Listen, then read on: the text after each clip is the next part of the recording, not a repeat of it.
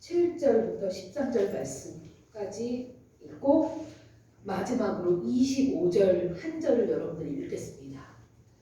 로마서 7장 7절부터 13절 25절을 한 절씩 교독합니다. 제가 7절 말씀 봉독합니다. 그런즉 우리가 무슨 말을 하리요? 율법이 죄냐? 그럴 수 없느니라.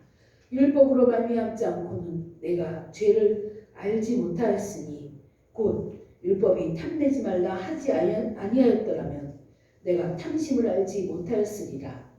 그러나 제가 기회를 타서 계명으로 말미암아 내 속에서 온갖 탐심을 누렸나니 이는 율법이 없으면 제가 죽은 것이니라. 전에 율법을 깨닫지 못했을 때에는 내가 살았더니 계명이 이르매 죄는 살아나고 나는 죽었도다. 생명에 이르게 할 그 계명이 내게 대하여 도리어 사망에 이르게 하는 것이 되었다. 제가 기회를 타서 계명으로 말미암아 나를 속이고 그것으로 나를 죽였는지라. 이로본즉 율법은 거룩하고 계명도 거룩하고 외로우며 선하도다. 그런즉 선한 것이 내게 사망이 되었느냐? 그럴 수 없느니라. 오직 제가 죄로 드러나기 위하여 선한 그것으로 말미암아 나를 죽게 만들었으니 이는 계명으로 말미암아 죄로 심히 죄되게 하려 함이라. 우리가 주 율법 예수 그리스도로 말미암아 하나님께 감사하리로다. 그런즉 내 자신이 마음으로는 하나님의 법을 육신으로는 죄의 법을 섬기리라. 아멘. 원래 끝절까지 다 교독을 해야 되는데 내용이 길어서 몇 절만 저희들이 읽었습니다. 오늘은 마음속에 있는 욕망, 즉 탐심에 대해서 이제 여러분들에게 말씀을 드리려고 합니다. 하나님의 계명, 즉 말씀은 우리로 하여금 하나님의 성품을 알게 합니다. 그래서 하나님 말씀인 이 하나님의 계명인 이 말씀을 듣고 우리가 깨닫고 하나님의 뜻에 따라서 살게 됩니다. 그리고 이런 강조가 종교개혁자, 우리가 칼빈주의에 입각해서 종교개혁을 하고 대한예수교 장로회가 탄생을 했는데 이 종교개혁자 칼빈의 강조입니다. 그리고 이것이 성경에 대한 바른 이해입니다. 하나님의 말씀을 듣고 그 뜻을 깨달아서 우리가 그 뜻대로 순종하며 사는 것, 이것이 성경에 대한 우리의 바른 이해인 것입니다. 오늘은 이 마음속에 있는 욕망, 즉 탐심에 대해서 알아보겠습니다. 우리는 모든 계명들, 하나님이 주신 이 말씀들에게 신실하게 순종할 때는 하나님만 섬기게 됩니다. 그런데 반대로 생각을 해보면 모든 계명들에 불신실하게 순종하지 않을 때는 결국 우상 숭배자가 되는 거예요. 하나님 아니면 세상, 하나님 아니면 우상, 이것밖에 없는 거예요. 우리에게는. 오늘 본문 로마서 7장 말씀을 보면 7장 7절 말씀입니다. 제가 읽어드릴게요. 그런즉 우리가 무슨 말을 하리요? 율법이 죄냐? 그럴 수 없느니라. 율법으로 말미암지 않고는 내가 죄를 알지 못하였으니 곧 율법이 탐내지 말라 하지 아니하였더라면 네가 탐심을 알지 못하였을 거야. 이런 말씀을 합니다. 이 말씀에서 율법을 어기는 것의 대표로 탐심을 말씀하고 있습니다. 우리에게 율법이 죄냐? 이걸 묻고 있습니다. 율법의 성격에 대해서 묻고 있는 거예요. 질문을 하고 있는 거예요. 그러면서 그럴 수 없다. 율법으로 말미암지 않고는 네가 죄를 몰랐을 거야. 이런 말씀을 합니다. 즉 율법 자체는 죄가 아니라는 대답이에요. 율법을 통해서 이것이 죄구나. 우리가 깨닫게 하기 위해서 율법이 있는 것입니다. 그러면서 이어서 율법이 탐내지 말라 하지 아니하였더라면 우리는 탐심을 알지 못하였을 거야. 이런 말씀을 우리에게 주십니다.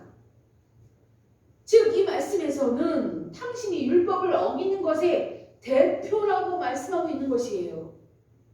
탐심, 너희들 마음에 있는 그 욕심, 욕망, 그것이 모든 율법을 어기는 거의 대표라는 얘기를 이 로마서 7장 7절에서 우리에게 주시는 말씀이에요. 이 로마서 말씀 한절 한절이 얼마나 우리에게 진짜 우리가 무엇을 잘못하고 있는지, 우리가 어떻게 살아야 되는지 구절구절 정말 깊은 생각을 하게 합니다. 여기서 탐심이라는 주제는 단순히 하나의 예로 언급된 것이 아니에요. 왜냐하면 8절에 이어서 말씀을 우리가 봐야 됩니다.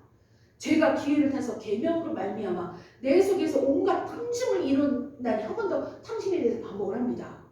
죄는 우리 속에서 다른 무엇이 아니라 바로 탐심을 이루는 것이 죄라는 것을, 율법을 어기는 것이라는 것을 말씀하고 있는 것이에요.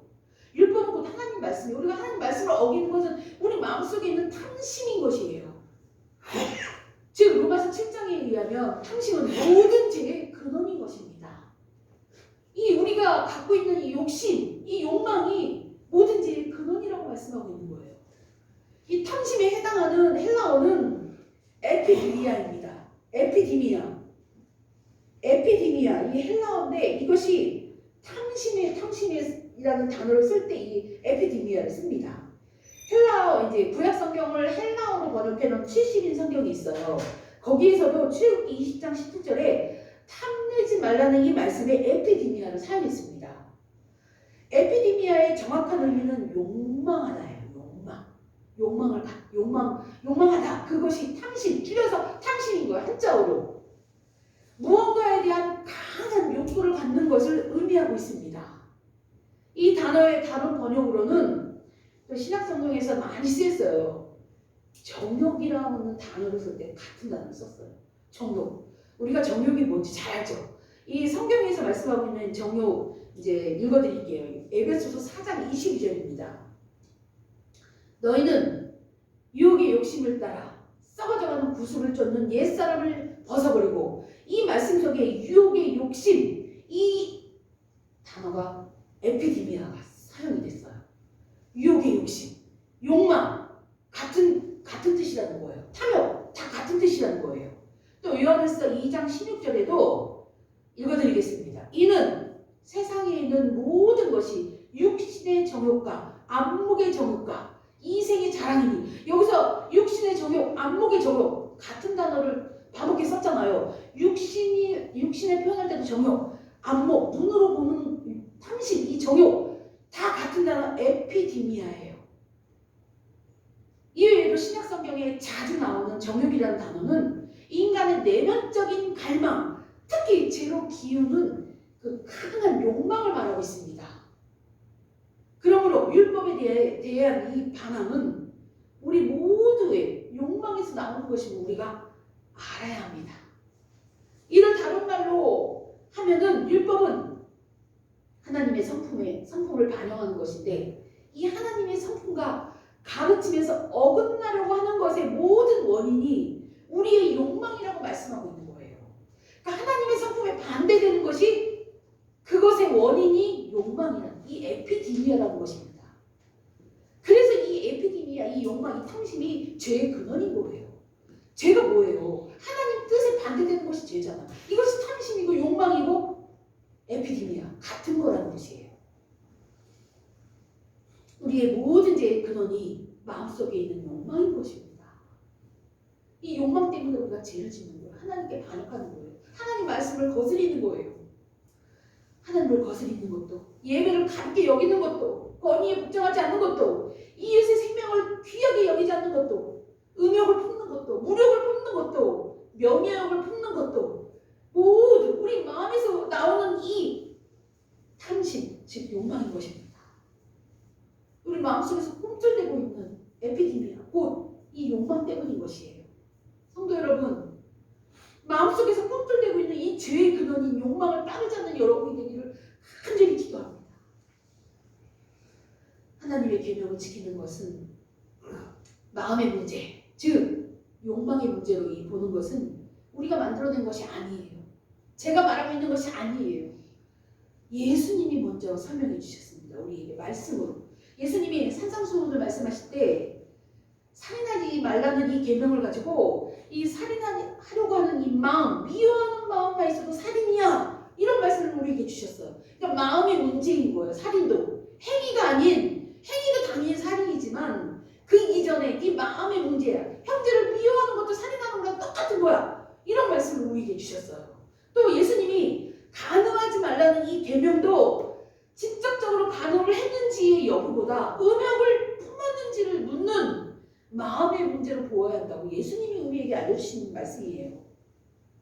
따라서 우리도 주님의 이 해석을 따라 하나님이 주신 이 계명을 행위 규정의 차원이 아닌 마음의 문제로 보아야 합니다. 그런데 하나님의 이 말씀 전체를 지키는 일이 우리의 마음을 다스림으로 해결된다고 한다고 말씀하시는데 왜 우리는 이것을 왜 지키지 못할까요? 마음만 다스리면 될 것 같은데 왜 지키지 못할까요? 왜 그럴까요? 바로 죄 때문에 그렇습니다. 우리가 죄인이기 때문에 그렇습니다. 우리가 예수님의 피로 모두 다 용서를 받았지만 우리는 아직 죄성을 갖고 있는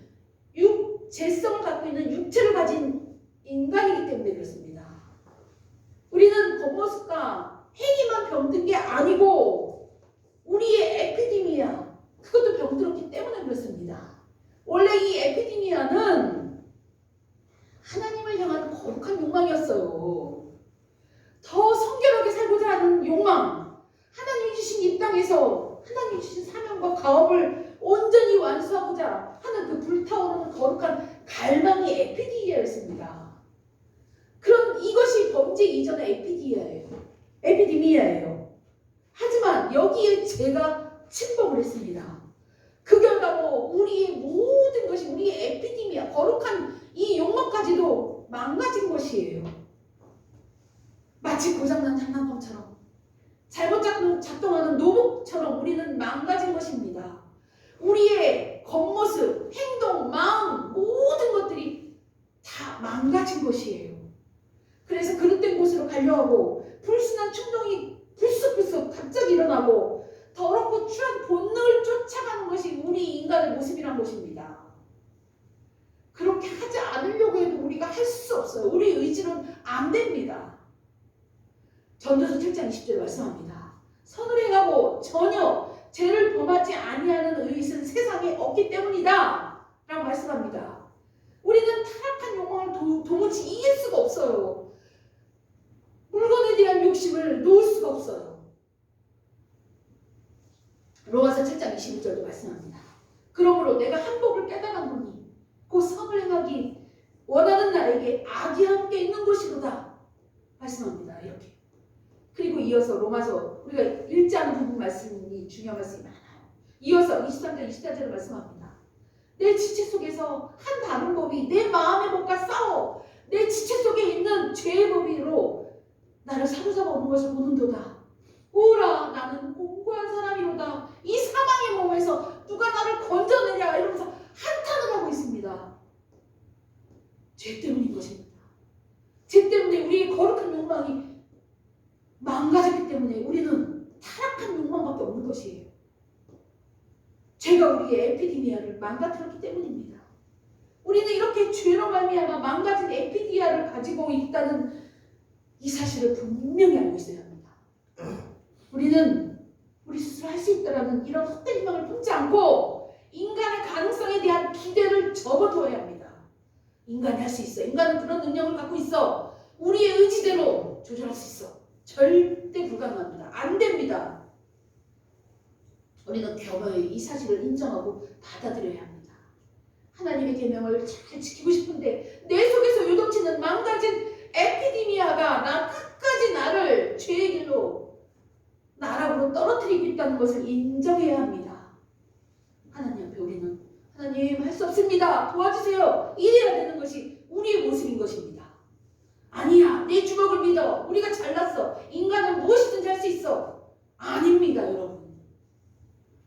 우리의 에피디미아는 사람을 미워하는 마음을 치솟게 하고 물건을 갖고 싶게 만들고 그런 욕망이 생기게 하고 이성에 대한 성적 욕구가 솟구치게 하고 권위를 허물고 싶어하는 것이 우리의 망가진 에피디미아입니다. 우리는 이 욕망을 이길 수 없습니다. 그래서 절망적입니다.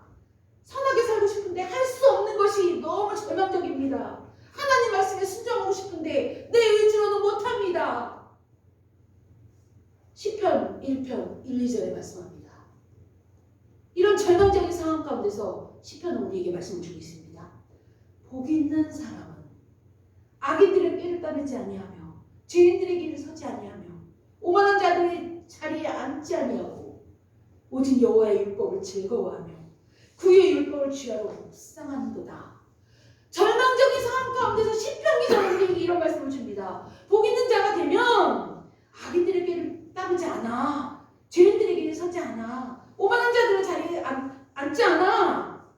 오직 여호와의 율법을 즐거워하고 그 율법을 취하러 묵상할 수 있어. 이런 말씀을 우리에게 줍니다. 어떻게 병든 에피데미아, 죽은 에피데미아를 가진 우리가 하나님의 율법을 반역하는 우리가 어떻게 여호와의 율법을 즐거워하고 죄를 안 짓고 하나님 말씀을 취하러 묵상할 수 있을까요? 이게 가능한 것입니까? 시편 119편 16절에도 말씀합니다. 주의 율례들을 즐거워하며 주의 말씀을 잊지 아니하리이다. 또 이런 말씀을 우리에게 주십니다. 어떻게 우리가 주의 율례들을 즐거워하며 주의 말씀을 잊지 아니하며 지키려고 그렇게 할 수 있을까요? 제가 분명히 못한다고 말씀을 드렸습니다. 그죠? 로마서 7장 20절에도 말씀합니다.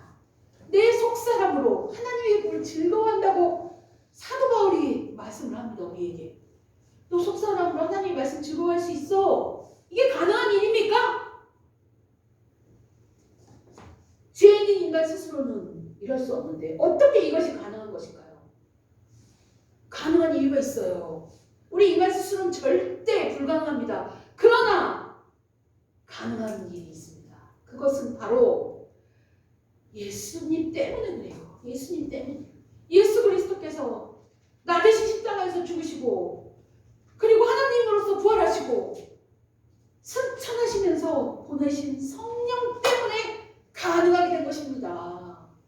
성령 하나님, 예수 그리스도, 성부 하나님 같은 분이에요.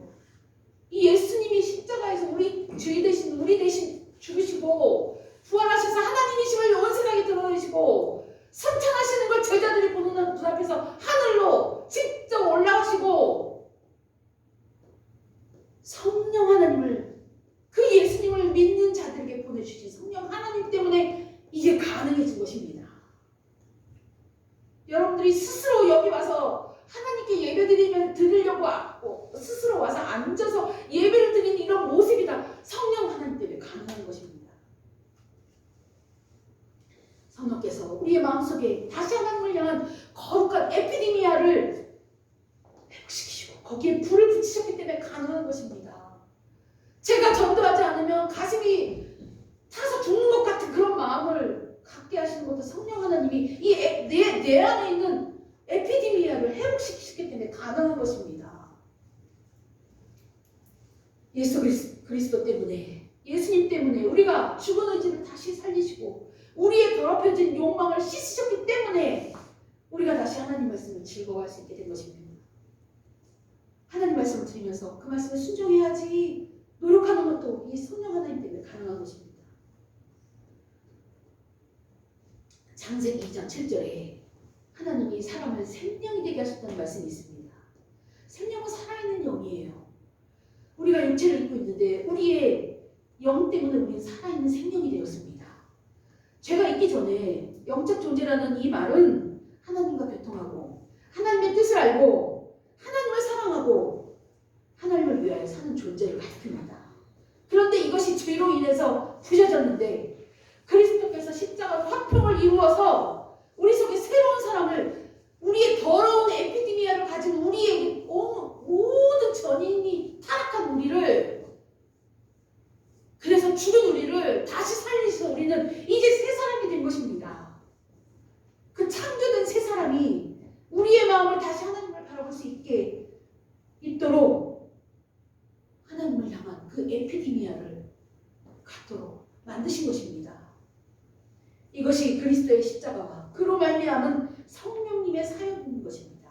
성령 하나님의 사역인 것입니다. 로마서 7장 25절에 말씀합니다. 우리 주 예수 그리스도로 말미암아 하나님께 감사리로다. 여러분들이 읽은 말씀입니다. 우리 주 예수 그리스도로 말미암아 우리는 하나님께 감사해야 합니다. 우리는 그리스도의 은혜 때문에 우리는 본질이 변화되어 순종의 사람이 되었습니다. 오늘 주일학교 아이들에게 하나님 말씀에 순종한 사람이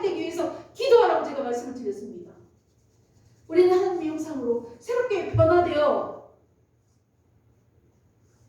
이제 새로운 사람의 모습으로 살아가기 위해 성령의 은혜를 기도해야 하는 것입니다. 성령이 끊임없이 나의 타락한 이 죄성을 변화시켜 주셔서 하나님의 사람으로 예수님을 닮은 사람으로 변화시켜 주시옵소서. 순종의 사람이 될 수 있도록 은혜 내려 주시옵소서. 끊임없이 우리는 매 순간순간 항상 쉬지 말고 기도하라고 하신 말씀이 그 의미예요. 매 순간 내 안에서 더러운 타락한 부셔진 에피디미아가 샘솟을 때 성령님 도와주세요. 우리는 쉬지 말고 기도해야 되는 이유가 거기에 있는 것입니다. 성도 여러분, 주 예수 그리스도로 말미암아 우리는 새롭게 변화되었습니다. 그리스도의 은혜로 본질이 변화된 순종의 사람이 되기를 기도합니다.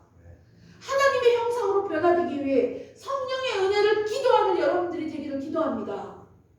그리고 주 예수 그리스도로 말미암아 하나님께 감사하는 여러분이 되기를 축복합니다. 기도하겠습니다. 아버지 하나님, 은혜를 감사합니다. 우리는 하나님 앞에 전적으로 부패해서 타락해서 우리의 마음에는 탐심, 망가진 에피디미아만 남아있는데 우리 주님의 보혈의 피로 우리의 모든 죄를 용서해 주시고 새 사람이 되어 하나님을 아버지라 부르며 아버지가 주시는 그 은혜를 다 누리며 살게 하시니 감사합니다.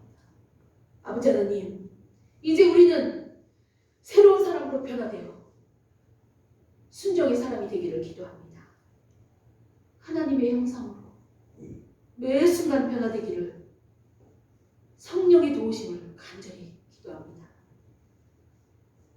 마음속에 있는 이 죄의 근원인 이 욕망을 따르지 않는 하나님의 귀한 자녀들이 되기를 기도합니다. 이렇게 될 수 있도록 우리를 인도하여 주실 것을 믿습니다. 감사드리며 모든 영광 올려드리며 우리 주 예수 그리스도의 이름으로 기도드립니다. 아멘. 찬송가 455장 찬양 부르시면서 준비하신 예물을 권사님 모아주시기